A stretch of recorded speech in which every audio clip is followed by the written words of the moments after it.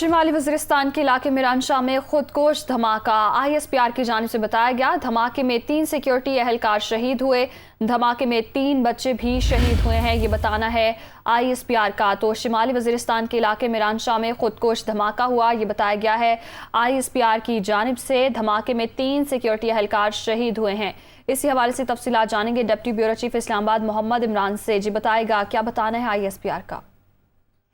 जी, शुमाली वज़ीरिस्तान के इलाके मिरानशाह के करीब कुछ धमाका हुआ और जिसके नतीजे में 3 सिक्योरिटी एहलकार और 3 बच्चों समेत 6 अफराद जो हैं वो शहीद हुए हैं। शहीद एहलकारों में पाकपतन के 33 साला लांस नाइक जुबैर कादिर, हरीपुर के 21 साला सिपाही उजैर असफर और मुल्तान के 22 साला सिपाही कासिम मकसूद उमर शामिल हैं। कुछ धमाके में 3 बच्चे भी शहीद हुए। शहीद बच्चों में 11 साला अहमद हसन, 8 साला एहसन और 4 साला अनम शामिल हैं। इंटेलिजेंस एजेंसियां जो है वो खुद हमलावरों और उनके सोदकारों के बारे में तहकीकात कर रही हैं और उस हवाले से इलाके में इंटेलिजेंस बेस्ड ऑपरेशन जो है वो शुरू किया गया हुआ।